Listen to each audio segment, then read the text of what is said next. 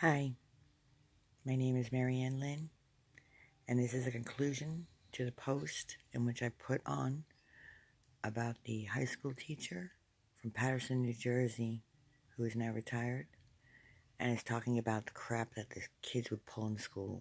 Amazing. My high school didn't even have video cameras, nor metal detectors. I think we were one of the last schools to ever get it.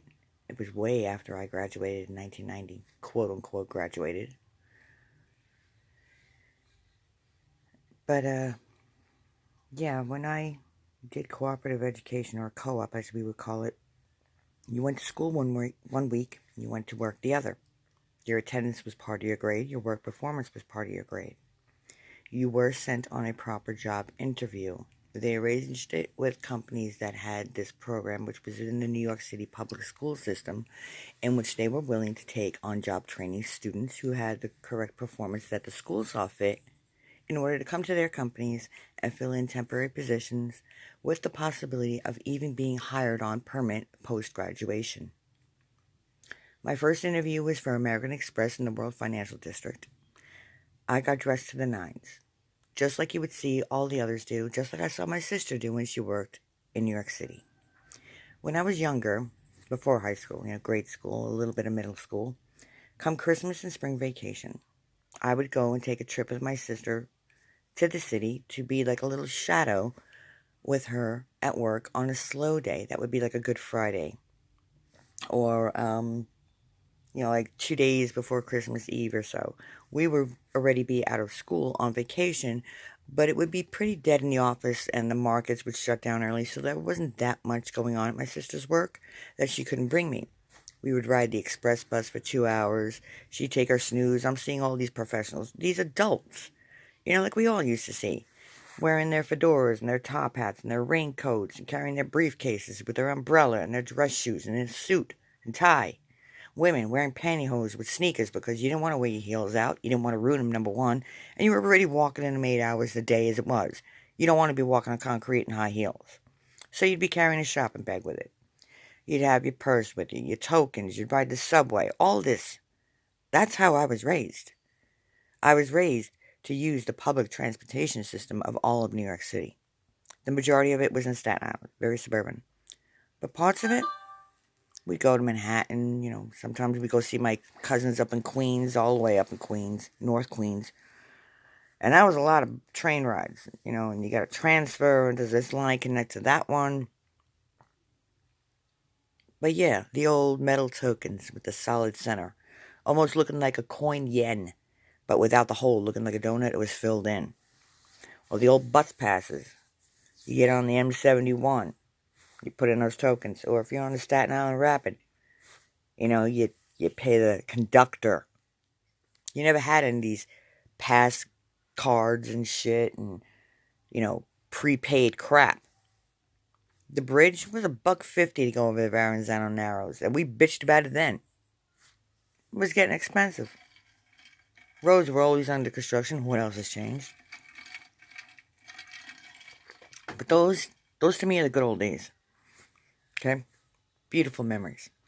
I remember the first purse I ever got was a tiny little, 5x3-inch silver little night bag, little handbag kind of thing, or a purse was a thing. And it was $2 at a concession stand in New York City over by, my sister worked at One Penn Plaza. She worked for Shearson Lehman Brothers. Shearson Lehman American Express. It went through so many takeovers, it's not funny. And I remember the receptionist, Wanda. This tiny little 4'10" woman with this blonde, high, white platinum blonde hair. And she had the voice, "Welcome to Shearson Lehman, how can I help you?" She would answer the phone like that all the time. That was her real voice. It wasn't a phone voice. It wasn't a sales voice. She always talked like that. She had a very high-pitched voice, and it was so sweet, and her name was Wanda, and I loved her. And I would go and cover reception with her. Well, she was the receptionist, but I would sit at the table with her. And the vacuum system there at my sister's brokerage house. Up there. She was the VP's secretary. Mr. Weinstein. Not that Weinstein. Another Weinstein. Rosenberg. They were from Long Island. They rode the LIRR, the Long Island Railroad, to get into town. We all look the same. You know, everybody wearing a suit, jacket, tie, coat, briefcase, backpack. Now, forget about it. And I remember when them Walkmans came out. Holy crap. My sister had like a $300 Sony Walkman. Nowadays, you can get it for like $20. You can get it for $5 at a Goodwill. But to play the cassette tape, man, those were good days. But anyway, with that bag, you know, I remember I didn't drink like coffee, so my sister got me hot tea. And it was in the winter. It was just before Christmas. It was during Christmas vacation, during the Christmas season. And my sister got me hot tea. And we got a bagel. We were coming out of the bottom. We went to one of the shops on the street. And I didn't realize that the little stirrer was not a straw. So I go to sip my tea, which is all hot, and burnt my tongue. To this day, I can remember it. All right, I was 9, 10 years old. I'm now 48. And I remember that purse. And I remember the concession stand owner gave me $1 to put in it for good luck. Because a woman should never walk around with a purse with no money in it. I live by that adage. I panic if I don't even have $5 on me anywhere I go. I must have at least a couple of bucks on me. And like that was always told to me when I was a kid, drop a dime and let me know where you're at. Well, nowadays you don't even know what a payphone is because everyone got cell phones. But yeah, dropping a dime meant give me a call from a payphone. Let me know where you're at. If you're going to be late, are you okay? This and that. Drop me a dime. Let me know all's good. But so I was a New York City kid.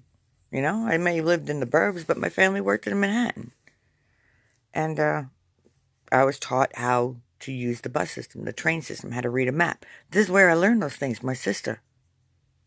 She had to learn those things. That's how you got around. That's how she was taught as a child. That's how you got around New York. Not many people in Manhattan own a car. You want to know how much it probably costs to park a car nowadays? Just for a day? Try $70. $70 to park your car in a secure parking lot for one day. You still got to walk 3 blocks to get to your job, of course. But yeah, it's fucking insane. Forget about what it goes if you live there. You don't own a car. You have a limo pick you up, you have a cab, and I'm sure now it's Lyft and Uber. You got to remember, folks, I ain't been home since 1994. It's now 2019. I ain't been home in 25 years. I'll always call New York home because it's where I was born and raised. Most beautiful memories. How I long for those days again. But, yeah, no tears. Not yet. Days of innocence. I hate change. God, has the world changed? And not for the better. But, anyway, that's Sammy. That's my Sammy Mammy. She's sick. Yeah, well, I know. She's got this horrible cough. We can't figure out what it is. We got to take her to the vet, but money, money, money. Everybody wants it. I ain't got enough to get it all to them. I'm doing the best we can with her. I hope she's not ill. She is almost 7. Anyway,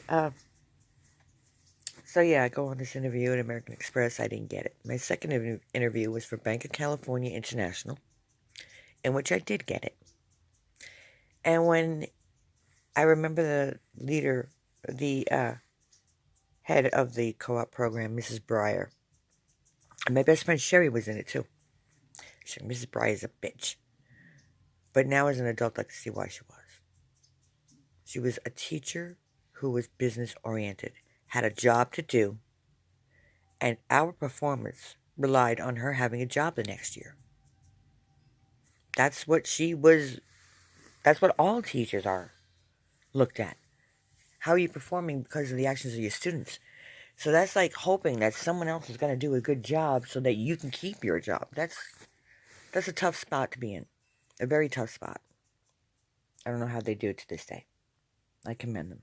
And I'm so sorry if I didn't appreciate you in the past. We do grow up. Some of us. Thank God I'm one of them. So I get the job at Bank of Cal. Or as I like to call it, Bank Cal. And when my friend's like, hey, you got a job, I hear. I'm like, yeah. Like, where'd you get it? Oh, Bank of California International over in World Trade. What?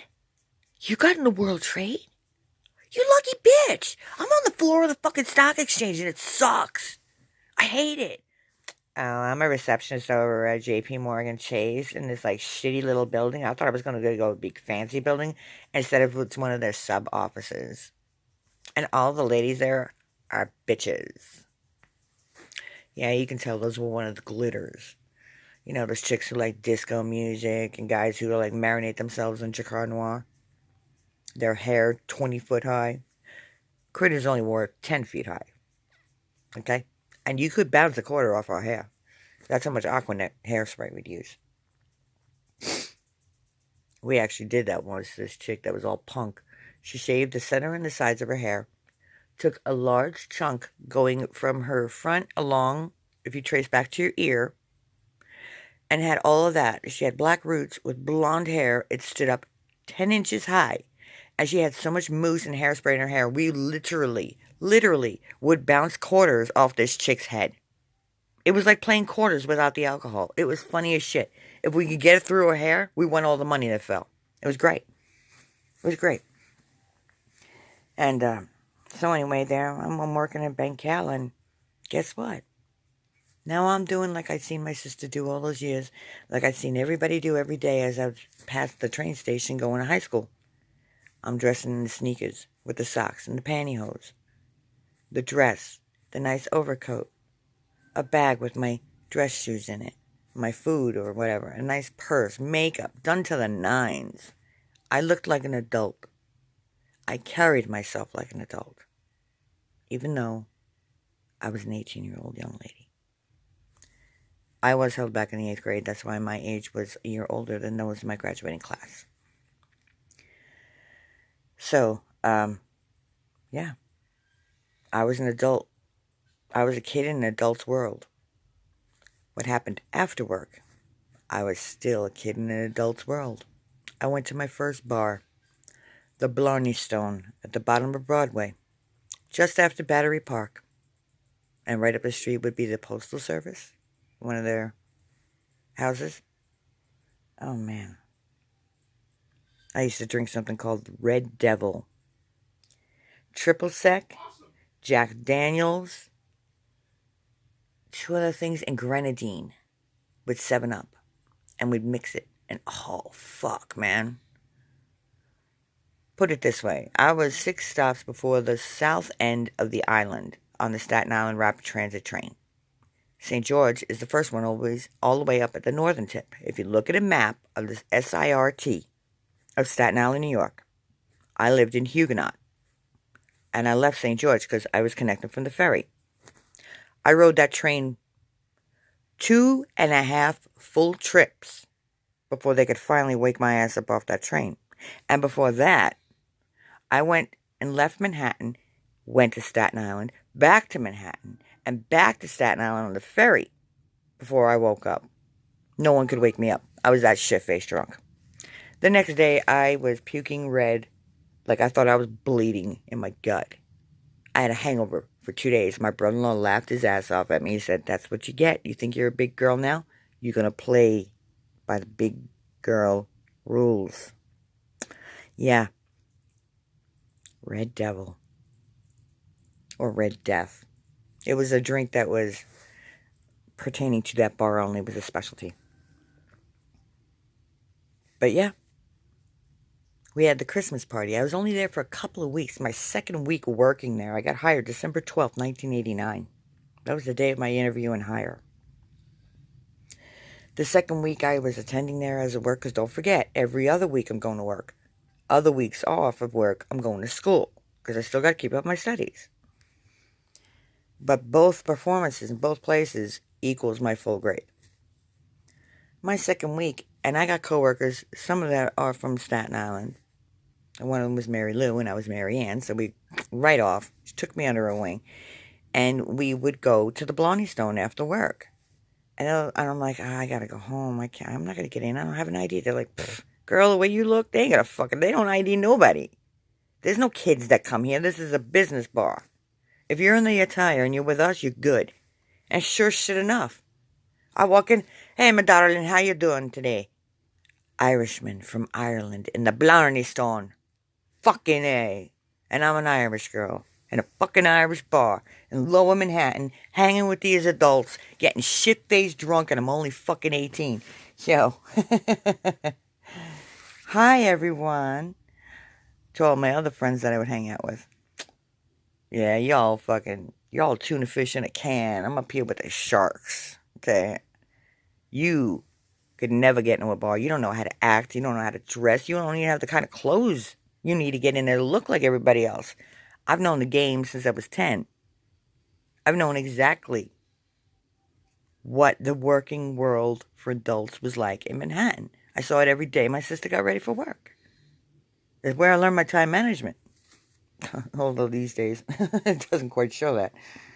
But, yeah. It's how I was learning it. So I fit right in. Because my sister took me to work. She brought me to an office setting. She told me how you behave. The things you do, you don't do. You don't go running around the fucking office. You don't go yelling and screaming and bringing toys. You sit down. You behave yourself. I wanted to be a secretary like my sister because that's what I saw my sister growing up when she would take me to the office. I didn't really know what I wanted to do. So I was like, I guess I'll work in an office. But during my junior year in high school, and I will say that Tottenville High School, back in the 80s, late 80s, they had incredible programs. For a public school, a New York City public school, they had incredible fucking programs. I took 60s English, in which you did all the literature and the music, and you studied government, everything and anything that went on in the 1960s. You chronologically studied it.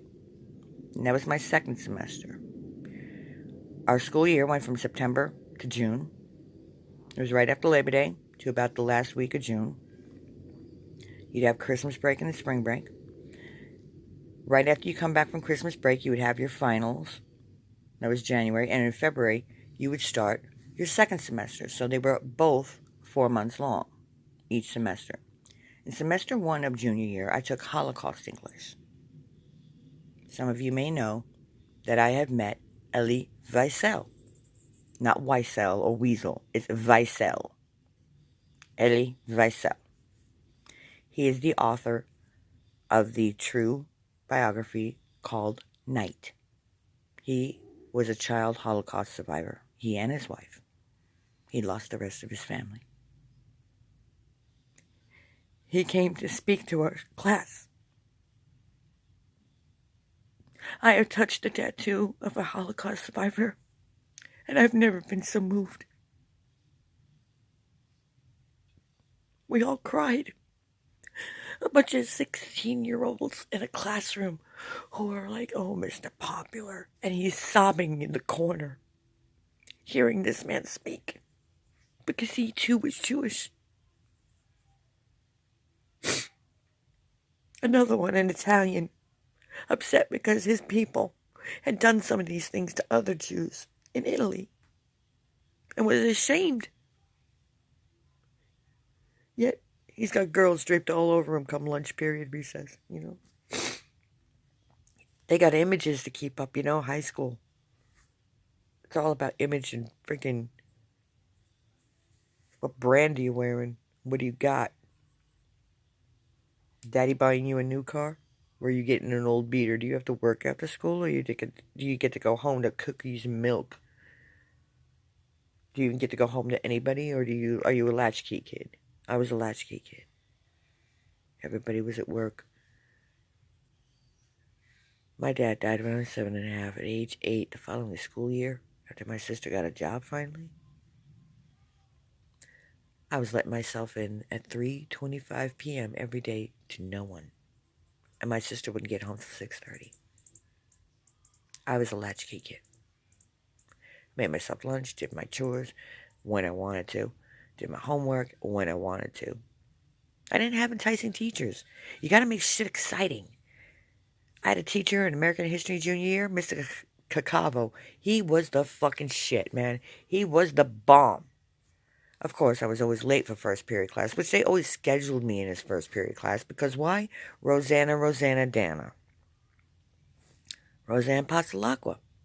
She lived on Huguenot Avenue. I passed by her house every day. I'd go call for her and say, hey, you ready to go to school? She's just fucking waking up.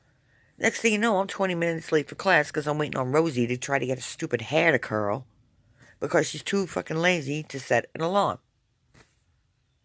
Oh, look at that. How wonderful for you to join us, Miss Wochdow. Yeah, that's really my last name. I don't give a shit.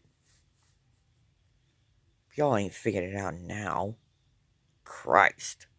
Y'all dumb. That's not really my last name, Lacho. I don't care. That's how much of an open book it could be.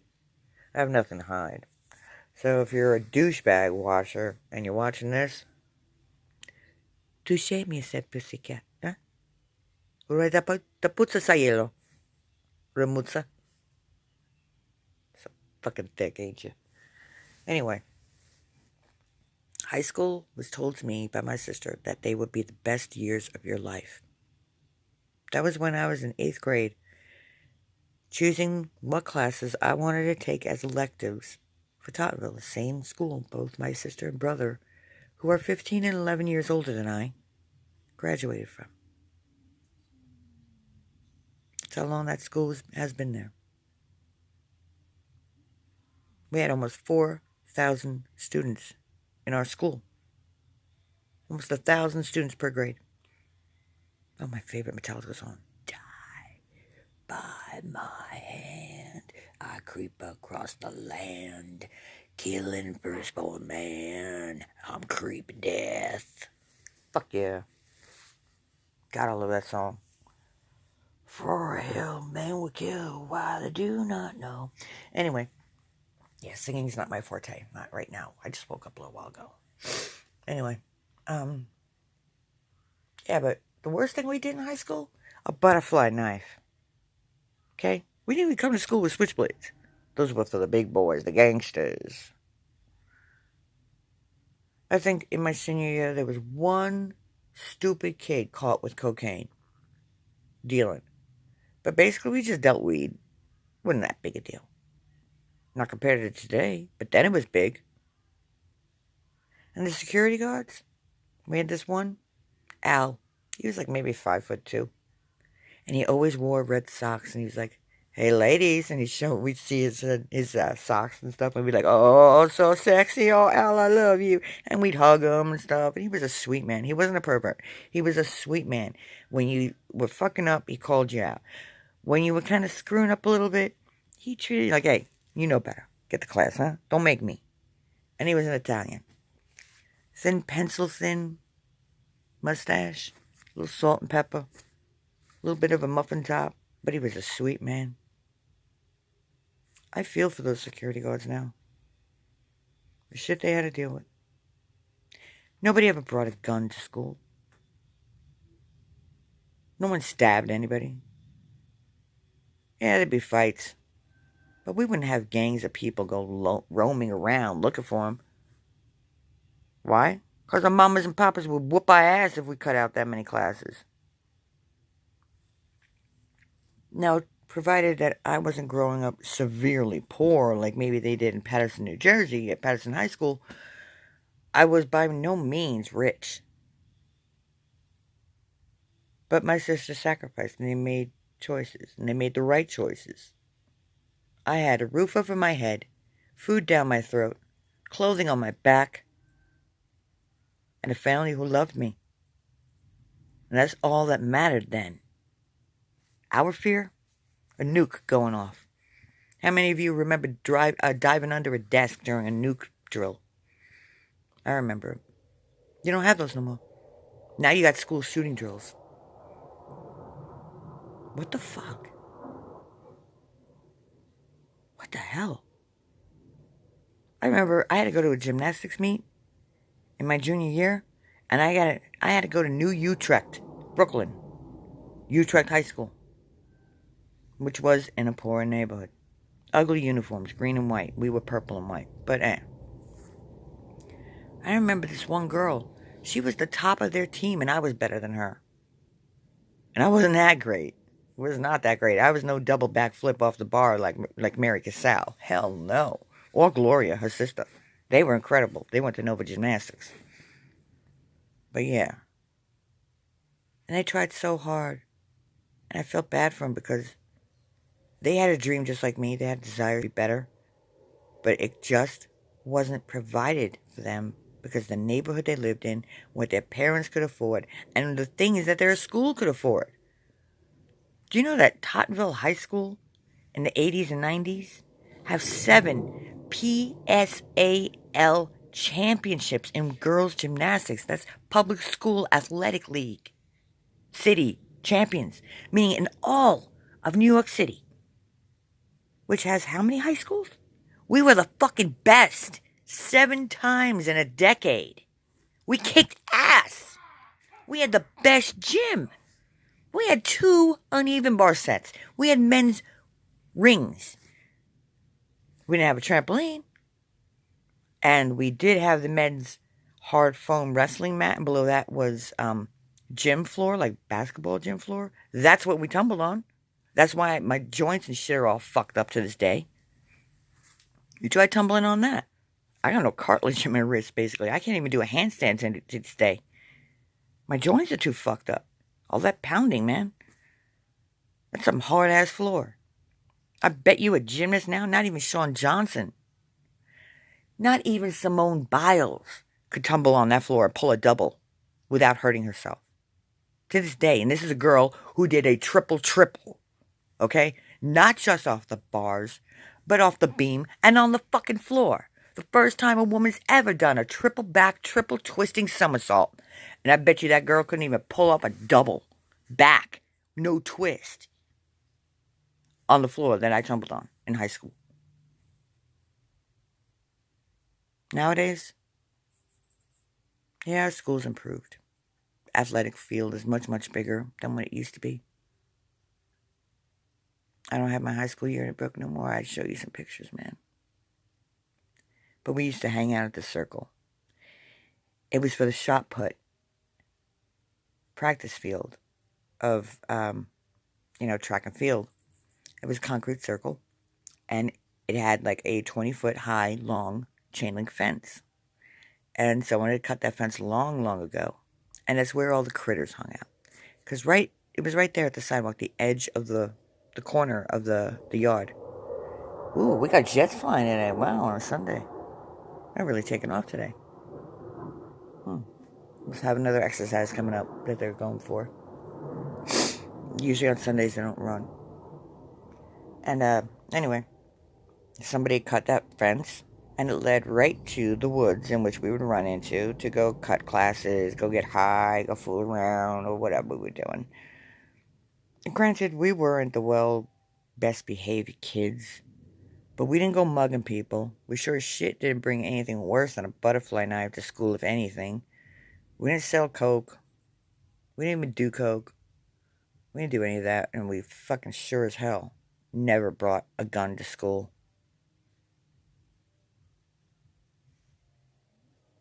So these kids, it's definitely society-based. And I really feel bad for this teacher that's in this documentary. I feel for you, sir, and I appreciate you taking 27 years of your life and dedicating it to people like me and the ones that come after me. And you tried your best, and it's not your fault. But you were absolutely right. The administration could be very evil in a school. Where's Joe and his bat when you need it, right? I think he was the best thing that ever happened to a Jersey school ever. That's why New York has got the opinion, especially in high school and young age, about people from Jersey. Oh, you live in Jersey? Oh. Meaning you're spoiled rotten. You do whatever the fuck you want. You gotta drive everywhere you gotta go.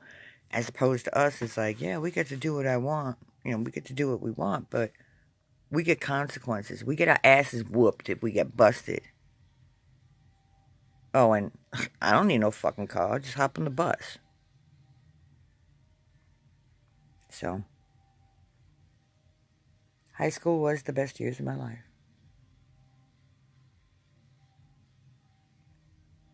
I just didn't appreciate them. I really didn't. And then as an adult, I saw what it was like. I went, oh, that's what they were trying to do. Why didn't I listen? The world is a tough, cold place. Why didn't I listen? I want to be a kid again. I want to try again. But you don't get that option. Time. What a fickle little beast she is.